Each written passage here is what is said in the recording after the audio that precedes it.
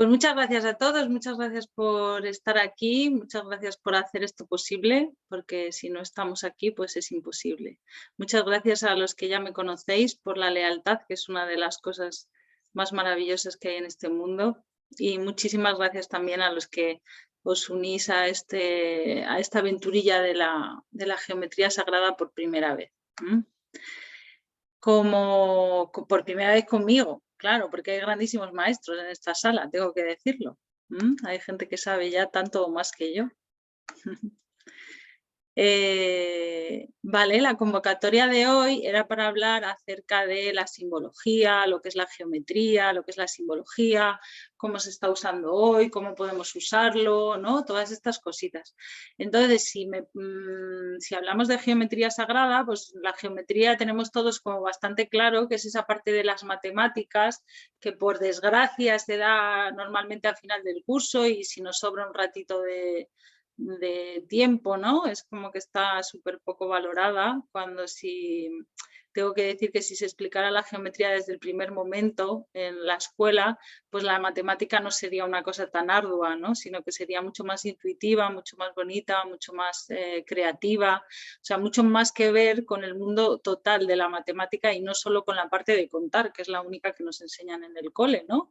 Esta cosa que el cálculo puro y duro, que antiguamente la palabra cálculo precisamente viene de piedra y es porque se cogía para calcular, para contar a la hora de comprar y vender, se cogían unos cuencos y se pasaban cantos, cuentas, piedras de un cuenco a otro para decir cuánto me debes, cuánto me das, cuánto te quito, estas cosas, ¿no? Y de ahí ha quedado el cálculo, que es la única parte de las matemáticas a las que normalmente se da importancia, que es importante el cálculo para muchas cosas, pero no es tan vital como nos enseña. Y como os decía, la parte de la geometría es esta que nos queda muy al final en los temarios, ¿no? Y que nos enseñan a hacer dibujos, a hacer cuadrados, triángulos, el dibujo técnico, encima con esto de que no te puede salir ni un milímetro, ¿no? O sea, son todo temas que nos generan un poquito de frustración muchas veces, ¿no? Pero si yo hablo de geometría, además de geometría sagrada, estoy hablando efectivamente de la ciencia que mide la Tierra, que es lo que significa geometría, la medida de la Tierra, pero la medida de la Tierra que hacían antiguamente los sacerdotes egipcios, los sacerdotes que además de geómetras eran arquitectos, eran sacerdotes, eran músicos también, eran personas bastante amplias en sus conocimientos, ¿no? Y entonces lo que hacían estos maestros, lo que hacían estos geómetras, estos sacerdotes, era tener la grandísima responsabilidad cuando el Nilo anegaba las aguas y lo cubría todo, ¿no?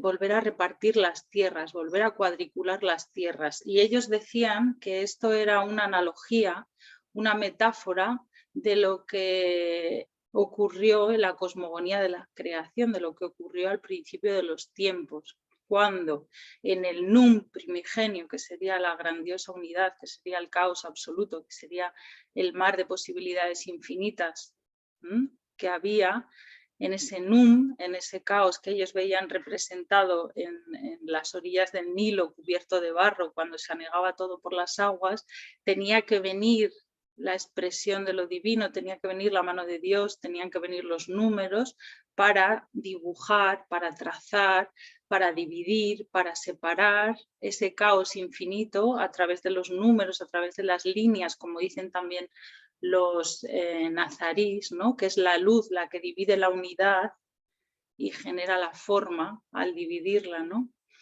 Entonces, como os decía, estos sacerdotes veían en ese trabajo que ellos tenían una analogía de lo que ocurrió al principio de los tiempos. Y ahí es donde tenemos para mí uno de los primeros y más importantes significados de lo que es la geometría sagrada. Es la geometría, el arte de dividir la unidad, ese caos primigenio, el arte de dividir la unidad a través de los números con el único propósito de poder regresar a ella. Me explico, partimos todos los seres, todos nosotros, el universo, el tiempo, el espacio, todo parte de la unidad. De la unidad como la entendían los platónicos, los pitagóricos, que es la máxima expresión de todo. La unidad, la mónada, es aquello que lo contiene todo. Fijaros, tengo la grandísima suerte ahora de que estoy enseñando a un grupo de peques, ¿no?, de aproximadamente 8 años, 9 años, matemáticas y geometría. Y para mí está siendo una oportunidad maravillosa de abordar este conocimiento desde otro lugar. Y un día estábamos hablando de esto, de la unidad, y yo les decía que la unidad para mí era, el 1 era el número más grande que existía.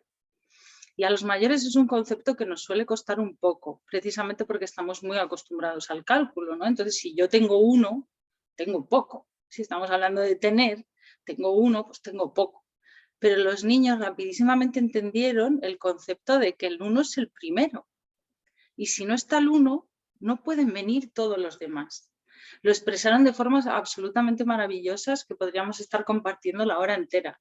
Pero efectivamente el 1 es el primero, es el que lo engloba todo. Nosotros somos personas, somos cada uno una persona. Ahora mismo somos un grupo de personas que estamos formando un único grupo de personas.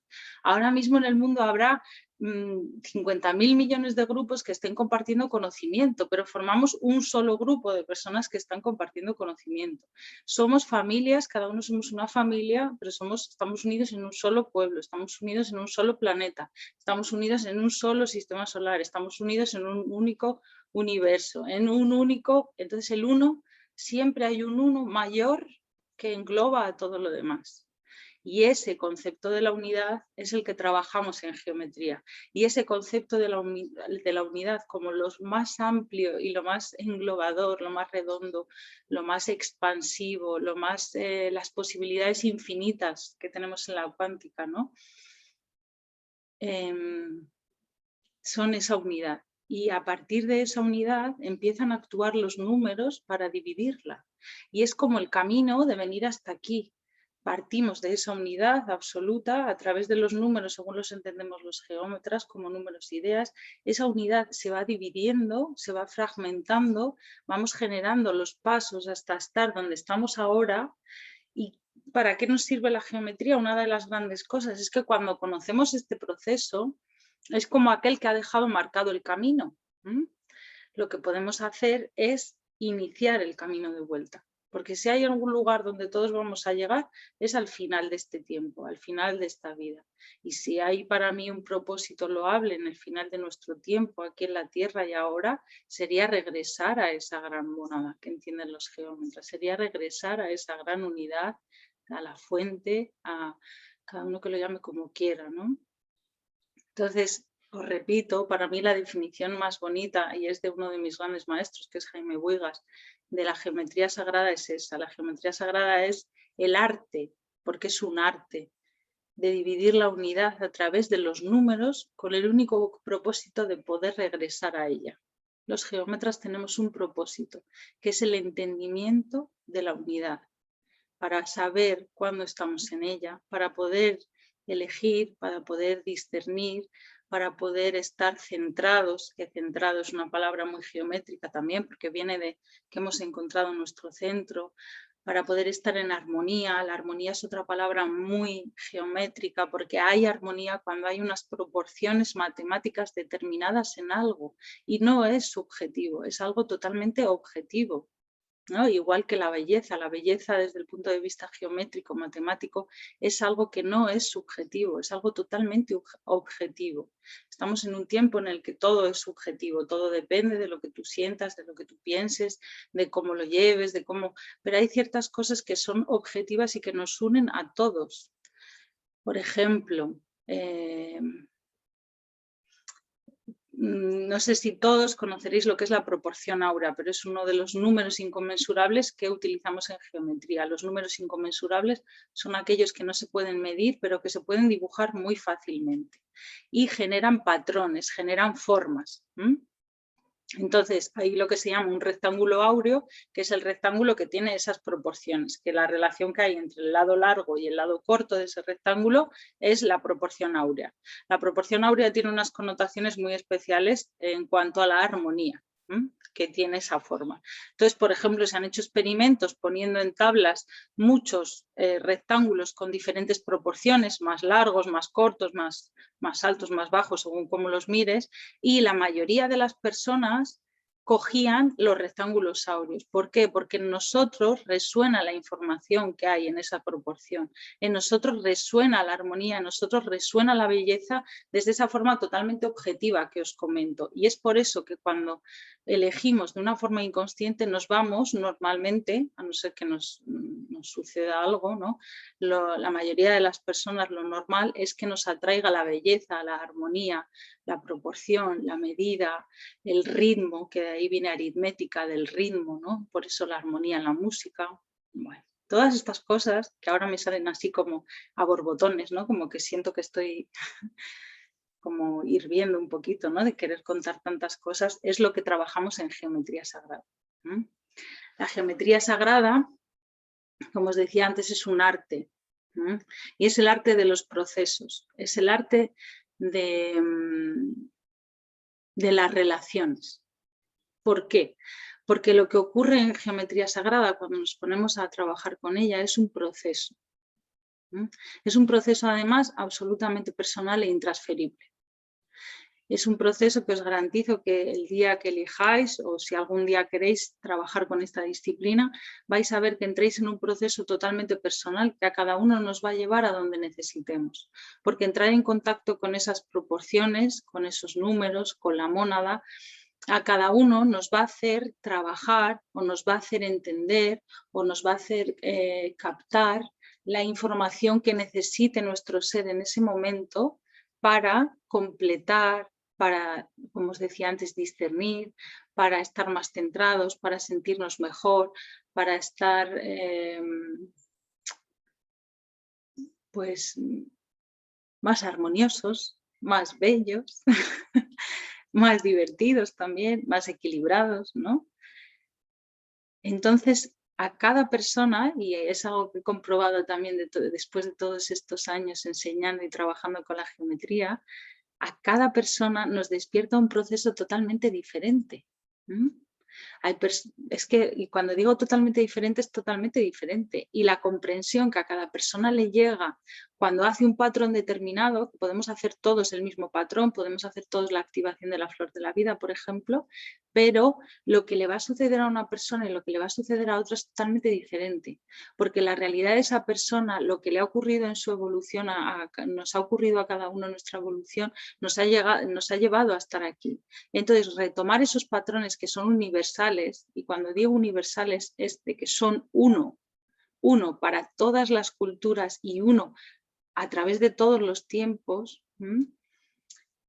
cuando entramos en contacto con esos patrones universales, como decía, a cada uno nos va a tocar aquello de nosotros que en un momento determinado, para sobrevivir, para estar bien, para poder sobrellevar o por lo que sea, nos hemos salido o desviado o ido por otro camino. Tampoco creo que tenga una connotación negativa, pero sí que es verdad que nos va a hacer entrar en un proceso totalmente único. Y por eso es el arte de los procesos, la geometría. Y también os decía que es el arte de las relaciones. ¿Por qué? Porque en geometría no trabajamos las cosas como algo estable, fijo y que es así porque sí. Me explico. Por ejemplo, volviendo al número 1, como nos le explican, ¿no? 1. ¿Y qué es 1? Pues 1 metro, 1 centímetro, 1 litro, una persona, ya estamos contando, ¿no? ¿Y qué es 1 centímetro? Es una medida, vale, de una longitud, vale. ¿Pero qué es 1 centímetro? ¿Un 1 qué es? Vale. Un 1 es un 1 porque está en relación con otra cosa.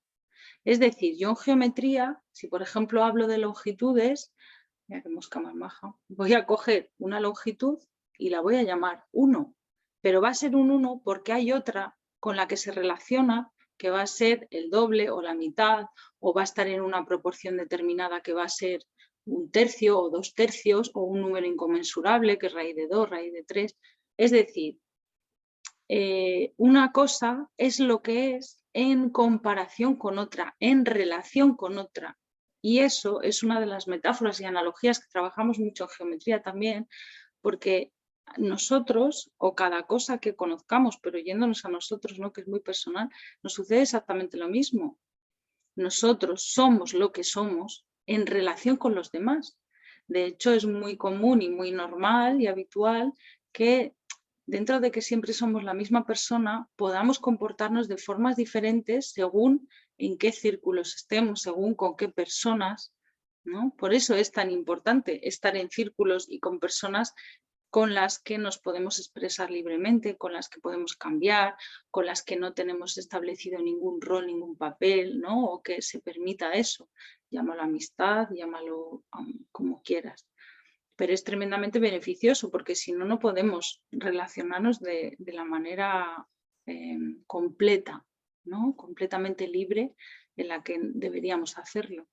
Entonces, eso es otra de las cosas que nos enseña la geometría. No vamos a trabajar nunca con medidas establecidas, con consensos, porque al final todas esas medidas no son más que consensos, que son muy útiles otra vez, como decía antes con los números, son muy útiles a la hora de establecer relaciones especialmente comerciales, ¿no? Para que sepamos que si yo voy a comprar una estantería, pues es que yo necesito una estantería de 1,20. Vale, pues es 1 metro con 20 centímetros, muy bien. Eso es para establecer un consenso a la hora de, pues eso, comprar, vender o hacer este tipo de cosas. Pero lo que es para el desarrollo del ser, que tiene mucho más que ver con el arte, que tiene mucho más que ver con la expansión, que tiene mucho más que ver con el lenguaje poético, que tiene mucho más que ver con la parte creativa, que tiene mucho más que ver con ese hemisferio derecho, que la mayoría de las personas lo tenemos así un poco atrofiadillo o que usamos menos, o que si usamos el derecho y el izquierdo a lo mejor no les usamos los dos a la vez, estas cosas, ¿no? La geometría nos va a ayudar también a todo eso. Y hablando del hemisferio derecho y el hemisferio izquierdo, cuando nos ponemos a hacer patrones es algo que sucede automáticamente, que el hemisferio derecho del cerebro y el hemisferio izquierdo empiezan a trabajar a la vez. Y eso es algo también tremendamente útil porque nos da mucho equilibrio y da mucho equilibrio también a la relación entre nuestra parte mental y nuestra parte emocional, de tal manera que nuestras emociones trabajen a favor de nuestro bienestar, a favor de nuestro desarrollo y de la misma manera también nuestra parte mental funcione en equilibrio con nuestro emocional y pues eso, que seamos uno y que vayamos en una única dirección, ¿no? Y otra vez tenemos al uno, otra vez tenemos esas cositas. Entonces, por ahí ya vamos intuyendo lo que es la geometría sagrada. La geometría sagrada, el arte de los procesos, la unidad, dividir la unidad para volver, la belleza, la armonía, el bienestar. Y fijaros, os voy a decir más, la geometría sagrado es una palabra que etimológicamente viene de segregado. Segregado significa separado. Y diréis, ¿por qué? Pues porque es la geometría que se trabaja y se entiende y se vive y se conoce y se integra, que es lo interesante de todo esto, integrar lo que hacemos, es una geometría que se integra separada de lo cotidiano. ¿Qué es lo que nos sirve en lo cotidiano de la geometría? Pues sí, muchas cosas, igual que la matemática, lo que hablábamos, ¿no? Pero la geometría sagrada es esa otra parte más intrínseca, más etérea, más metafórica, más poética de la geometría, que nos va a dar información y recursos infinitamente útiles para nuestro desarrollo y que se van a ver reflejados en nuestro día a día, porque realmente se ven muy reflejados en nuestro día a día. Pero no es una cosa así como de comprar y vender, que es lo que hoy se entiende muchas veces por utilidad. Aunque hoy en día también tengo que decir que esto está muy de moda y se está vendiendo mucho.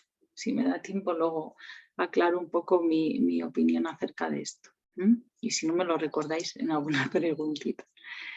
Y también os diré que sagrado significa también o viene también de dotado de significado. Y esto es muy importante también haciendo referencia a lo que se está haciendo hoy en día con la geometría sagrada. ¿Por qué? Fijaros, si yo os enseño, por ejemplo, esto, Uy, se ve un poco regular porque es muy bonita y muy brillante y muy transparente. Pero es un patrón que seguramente todos conozcáis. A ver ahí. Es un patrón geométrico que hoy en día está muy, muy, muy, muy de moda. Y es el patrón geométrico, mira, si lo pongo aquí encima del fondo, se ve. Que tiene que ver, bueno, que tiene que ver, no, es el patrón geométrico de la flor de la vida. Entonces, si yo os enseño esto, pues es algo muy bello. Es algo tremendamente bello, es algo tremendamente valioso. Pero ¿qué ocurre? Decíamos que la geometría sagrada es aquella que está dotada de significado. Y si yo cojo cualquier patrón, cualquier símbolo, que ahora vamos a ver lo que es un símbolo, si cojo cualquier, yo que sé, un triskel o una vesica piscis o una espiral áurea, o ahora se están haciendo muchos tatuajes, ¿no? O cojo cualquier patrón geométrico y yo digo, venga, yo tengo la flor de la vida. Claro, esto lo hace mucha gente.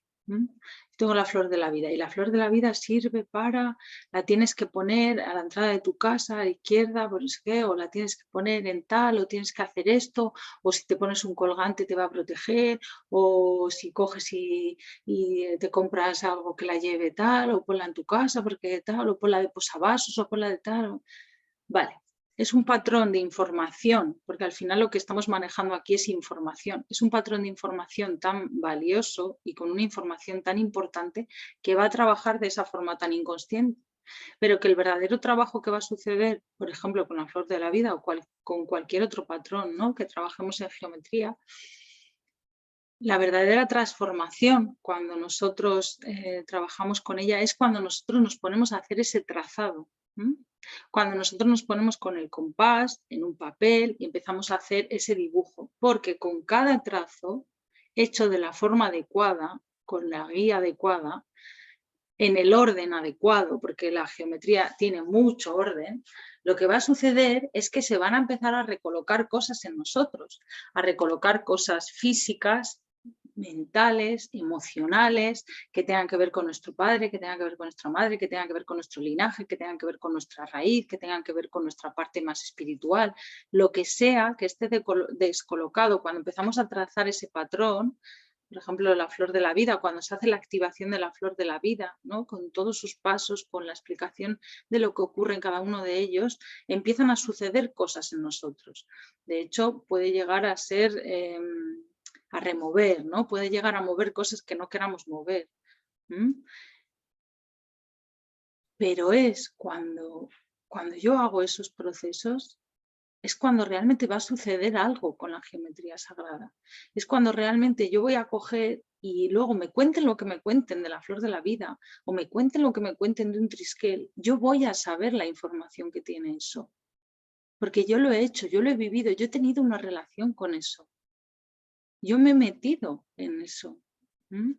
Y es la diferencia que hay entre un símbolo y un signo. Un símbolo, la palabra símbolo viene de unir, es un puente que une el mundo de lo material, de lo visual, con el mundo espiritual o emocional, sin pasar por el mental. Entonces, un símbolo tiene esas propiedades y por eso se están usando tantísimo los símbolos hoy en día, porque tienen la información inherente, o sea, tienen la información o tienen cierta información cada uno como para llevar a nuestro inconsciente hacia un lugar. Pero si eso no se hace de una forma consciente, lo que sucede es que ponemos toda nuestra capacidad, todo nuestro poder, toda nuestra capacidad de manifestación fuera de nosotros. Y no hay nada más goloso para aquel o aquellos que tienen muy claro lo que quieren hacer con su capacidad de manifestar. Porque si nosotros no usamos nuestra capacidad de manifestar, esa energía con la que nosotros hemos nacido, esa capacidad con la que nosotros hemos nacido, la van a usar otros a su favor. Entonces esto también es un acto de responsabilidad. el que seamos responsables de dónde ponemos nuestra energía, de dónde ponemos nuestro... No me gusta mucho la palabra poder por cómo se está utilizando, pero sí es verdad, nuestro poder, nuestra capacidad de manifestar. Entonces, ¿qué es lo que ocurre con la geometría? Que si yo cojo los patrones geométricos como signos, que es cuando se les ha quitado esa... cuando no los hemos integrado en nosotros, lo que vamos a hacer es utilizarlos pues, de amuletos. Venga, y sí, ponlo aquí, ponlo allá, y haz esto y haz lo otro. Va.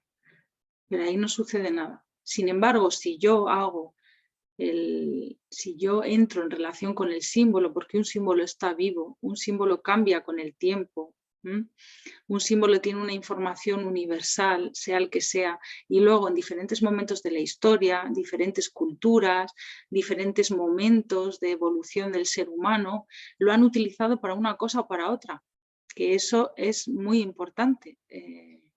Conocerlo, ¿no? Cómo se han usado los símbolos en cada momento de la historia, y para eso hay que entender un poquito de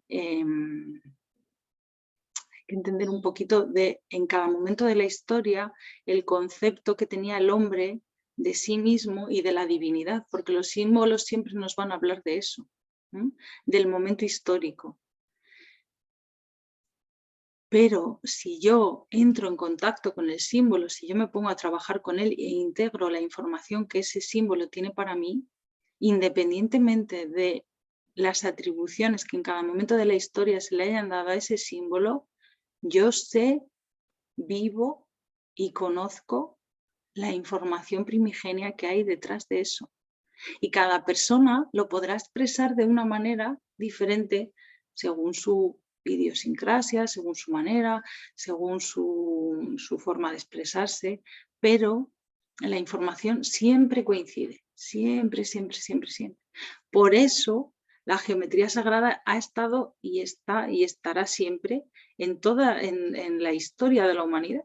Y por eso distintas culturas han llegado exactamente a los mismos patrones, porque son patrones universales, patrones que están además grabados en nuestras células, en nuestro ADN, en las constelaciones, en las plantas, en la vida. De hecho, la geometría es el lenguaje de la vida. La vida se expresa a través de la geometría. La flor de la vida, por ejemplo, es el mínimo número de líneas que hay que trazar para que la vida se exprese.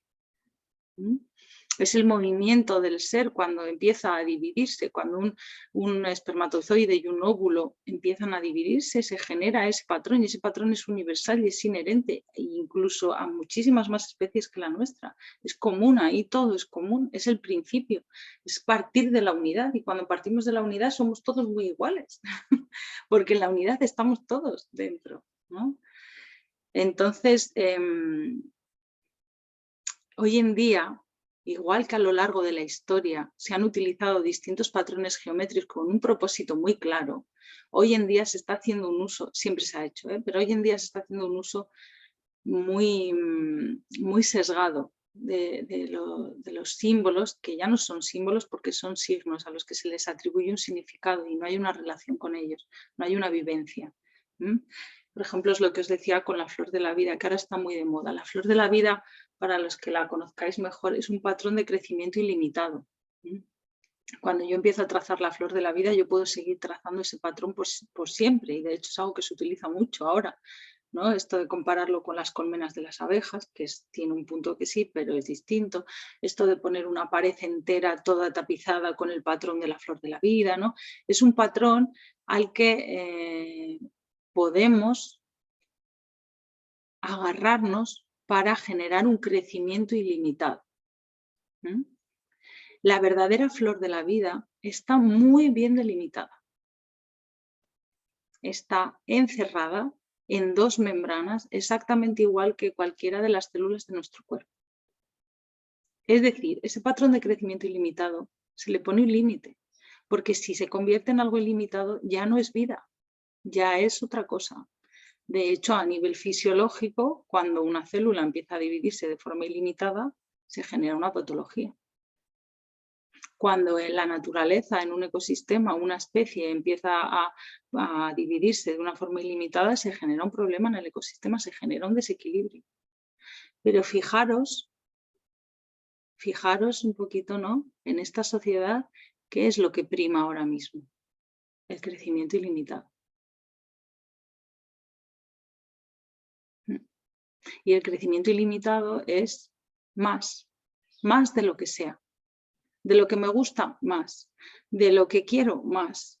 Especialmente de dinero, más. De comprar, más. De tener, más. De hacer, más. ¿De qué sirve hacer, tener, correr? ¿De qué nos sirve? La geometría sagrada también nos enseña eso. La geometría sagrada nos enseña a integrar cada paso y a saber dónde está el límite de lo que hacemos, a saber que cuando una cosa empieza tiene que terminar, porque todo lo que tiene un principio tiene un final. Entonces, cuando trazamos estos patrones, ya no nos pueden vender cualquier moto. A mí no me pueden vender cualquier moto sobre la flor de la vida. Y eso me hace tremendamente feliz, la verdad. Esto sucede con todos los patrones geométricos. Todas las marcas comerciales tienen detrás un diseño que está basado en patrones geométricos, pero además cada vez más finos. Porque antes era como un poco más grotesco, ¿no? Antes, como se conocían menos estas cosas, yo creo, o no sé por qué, pero vamos, antes pues se me viene, por ejemplo, el símbolo de la marca Mercedes es una circunferencia dividida en 3 partes y eso tiene mucho que ver con el patrón, los ángulos de la flor de la vida, y también es un patrón de crecimiento ilimitado. Entonces, pues tiene mucho que ver con eso. Me acuerdo que uno de mis maestros de geometría decía, las personas que tienen un Mercedes, y no es por, o sea, yo me encanta, todo, es todo maravilloso. Pero dice, las personas que tienen un Mercedes son personas que siempre van a querer más y más y más y más. Ese patrón ahora está muy extendido en general en la sociedad. Pero ahora mismo ya, por ejemplo, viene Tesla y no hace un logo que sea tan evidente, pero el ángulo de la V esa que tiene y el arco que tiene arriba está basado exactamente en una proporción geométrica que tiene que ver con la proporción áurea y que también tiene que ver con ese patrón, ¿no? Las marcas de coches es que son las más brutales, pero los bancos también, ¿no? El Audi, pues lo que nos está vendiendo son 3 Vésicas Piscis, o por ejemplo el Banco Santander, la elipse esa que tiene y la llamita que tiene encima están exactamente en unas proporciones geométricas determinadas. ¿Y esto por qué? Porque eso produce una resonancia en nosotros. Como eso es una información que nosotros tenemos grabada en nuestro cuerpo, porque todos en nuestro cuerpo tenemos esas proporciones geométricas, vamos a entrar en resonancia con eso de una forma inconsciente. Entonces va a haber que trabajar por estar consciente y por conocer, ¿no? Desde mi punto de vista, todo lo que sea conocer, indagar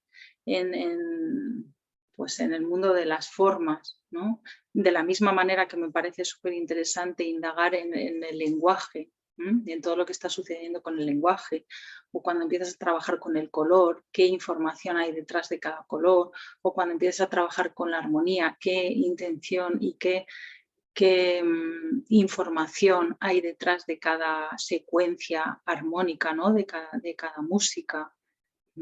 Que por qué hay unas músicas que nos llevan a un lugar determinado y por qué hay otras que nos llevan a otro, porque hay unas que nos animan y otras que nos deprimen, porque hay unas que nos hacen sentir con más fuerza, con más alegría y otras que nos hacen sentir como más en la tierra, ¿no? Pues detrás de eso de la música también está la geometría sagrada. Y esto ya lo descubrió Platón hace muchos años y Pitágoras, ¿no? Que vieron que había una relación numérica en lo que hoy llamamos las notas musicales. Y también está relacionado, a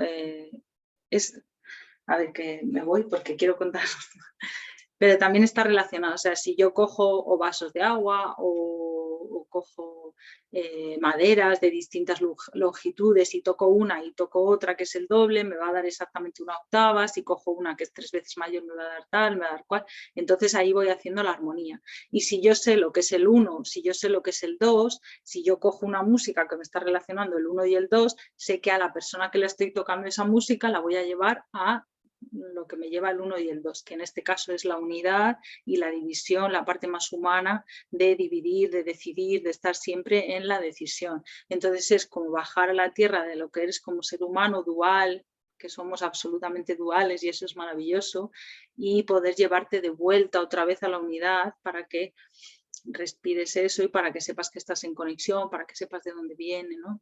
Eso cuentan que cuando Platón lo descubrió dijo, ¡ay, qué maravilla! Que ya no tengo que explicar nada a nadie, ¿no? Ahora pueden venir todos, tumbarse aquí tranquilamente, yo toco música y ya les va a llegar la información, no es necesario explicar, ¿no? Entonces, eso también es en la geometría. De hecho, la geometría sagrada y la geometría tal y como la han entendido los hombres antiguos, ¿no? Que este conocimiento viene de muy atrás, se enseñaba en el quadrivium. Antiguamente el conocimiento estaba dividido en el trivium y el quadrivium, que el trivium es como lo que podemos entender ahora por la parte de letras, ¿no? Hablaba de la retórica, de la gramática, ¿no? Todas estas disciplinas que en realidad ellos decían que hablaba de la verdad, de cómo expresar la verdad de una forma bella, de la armonía, de la belleza, ¿no? De la belleza más pura, más objetiva, como os decía antes. Y luego estaba el quadrivium, que era pues como lo que hoy podemos decir que son las ciencias. Y en el quadrivium estaba la parte de aritmética, de los números, estaba la geometría, que son los números en el espacio, estaba la música, como los números en el tiempo, y estaba la astrología, como los números en el tiempo y en el espacio. Entonces, fijaros que es aunar 4 disciplinas que hoy en día así a priori no tendríamos muy relacionadas, pero cuando verdaderamente conocemos los números, conocemos la geometría, inevitablemente conectamos con el alma de la música y conectamos con el alma del lenguaje de los astros. Entonces, veis que creo que podéis ir intuyendo que la geometría pues tiene poco que ver con esta parte de los libros de matemáticas que damos al final, que sí que tiene que ver con el compás, pero también fijaros el compás, esa herramienta que nos da como, que nos puede llegar a dar repelús, ¿no? Cuando somos niños, porque si no te sale el círculo, porque para un geómetra es la herramienta de Dios, ¿no? Porque es la herramienta que sirve para transportar medidas, ¿no? Que una medida, bueno, ahí habría mucho que decir, ¿no? Pero una medida es lo que nos relaciona una cosa con la otra, es lo que se llamaba logos. Entonces, el tener una herramienta que nos permita trasladar esas medidas de un lugar a otro es que nos permite trasladar relaciones, nos permite trasladar proporciones, ¿no? Nos permite reproducir algo que hemos encontrado que es bello, nos permite trabajar con eso para llegar a otra proporción, ¿no? Y en sí mismo el compás, ahora mismo no tengo uno, pero el compás veis que tiene las 2 patas y tiene la parte de arriba, ¿no? Que es donde la cojo cuando estoy dibujando. Entonces, los geómetras sabemos que una de esas patas está relacionada con nuestra parte, nuestro linaje materno, la otra pata está relacionada con nuestro linaje materno y en donde se unen las dos, en la parte de arriba, es desde donde hay que trabajar. Las 2 patas son la dualidad en la que vivimos, en la que somos, en la que estamos ahora, y cuando nos elevamos y cogemos el compás desde arriba estamos trabajando desde la unidad. Por eso un geómetra cuando va a trazar, lo primero que hace es que las 2 patas estén igualadas, y ahí ya empiezan a pasar cosas divertidas, y los que habéis hecho geometría ya conmigo lo sabéis y seguro que más de uno se está riendo, porque cuando yo cojo el compás y me pongo en el papel a ver si las 2 patas están iguales, digo, vaya, esta está más corta que esta. ¿Y cuál es esta? Porque la masculina es la que tiene la aguja, ¿m? Y la femenina es la que dibuja, la que hace el círculo. Creo que a nivel intuitivo es fácil, ¿no? Pero podríamos hablar más también. Entonces, lo primero que se hace es fijar, o sea, ver que las 2 estén iguales. Y ya dices, va, pues la aguja la tengo más corta. Pues ya te está dando información de qué pasa por ahí, de dónde venimos cojitos, de papá o de mamá, porque todos venimos un poco cojitos de un lado, ¿no? Luego cojo, las igualo las 2 y cuando voy a trabajar lo primero que tengo que hacer es anclar mi parte masculina, es anclar esa parte de mí que tiene una dirección que tiene un objetivo claro, esa parte que es tan maravillosa como la otra, que es todo el masculino y el femenino, en mi opinión también hay un poco de confusión ahora mismo, ¿no? Pero bueno, un geómetra sabe que su parte masculina es la que tiene que actuar en un primer lugar para marcar una dirección y para anclarse, y anclarse bien anclado, en lo que yo quiero, en mi objetivo, en mi dirección, en mi diana. Entonces yo clavo el compás bien clavado y entonces me elevo de la dualidad. Y solamente cuando hago ese movimiento y cojo el compás desde arriba es cuando puedo empezar a trazar, ¿no? Ya a través de mi parte femenina, que es redonda, que es la que engloba, que es la que manifiesta, es la que trae la vida al planeta. Y bueno, ahí como juego, ¿no? Porque veáis, ahí empiezan a pasar muchas cosas. Y estas cosas son las que pasan cuando trabajamos con geometría.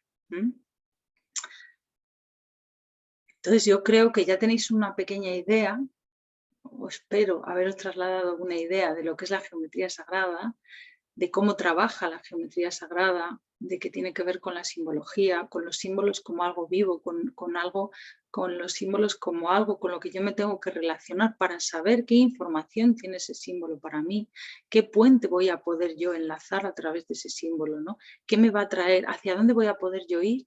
¿Y qué voy a poder traer de ese símbolo? Nos hace La geometría sagrada nos conecta con nuestra capacidad de manifestación y nos permite manifestar aquello que necesitamos de una forma más sencilla, más armónica, más clara, sin menos,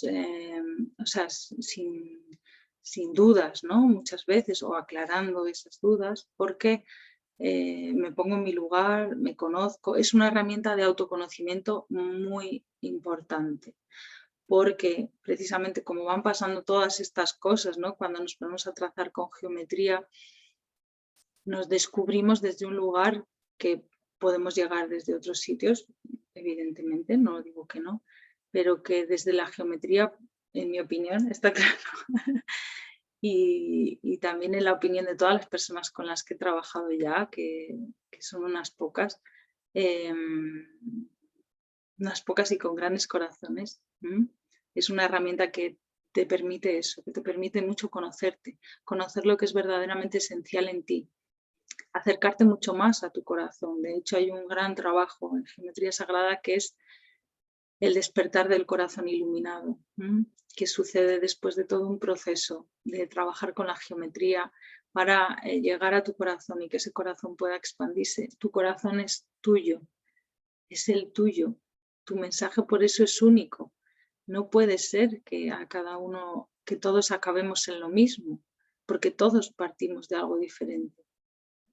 Llegaremos a lo mismo cuando estemos en lo mismo, en eso mismo tan grande que ni siquiera se puede mencionar, porque en el momento mismo en el que yo hablo, ya lo estoy haciendo desaparecer, ¿no? Que sería esa unidad pitagórica o platónica. De hecho, en la escuela geométrica, en la escuela de geometría de Platón, ¿no?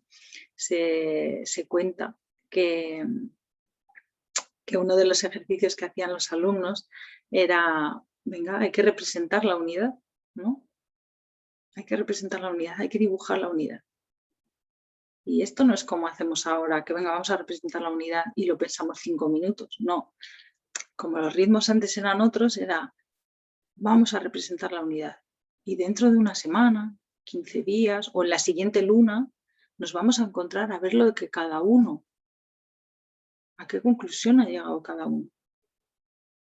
Cómo cada uno ha podido representar la unidad. Entonces, fijaros, ¿no? ¿A qué lugar? ¿Dónde? ¿De qué manera? Yo creo que ya os he adelantado y os lo puedo, según los platónicos y los pitagóricos, la respuesta sería que no se puede representar. Porque en el mismo momento en el que yo hago algo, dibujo algo, digo algo, expreso algo de cualquier manera, sea de la manera que sea, ya está aquello que expreso y aquello que no expreso. Eso que he dibujado y eso que no he dibujado. Eso que he pensado y eso que no he pensado. Y ya hay una dualidad. Ya estamos en el 2. Eso es un entendimiento que para mí es fascinante, ¿no? A mí me llevó y siempre me lleva a asumir de una forma maravillosa que somos seres duales.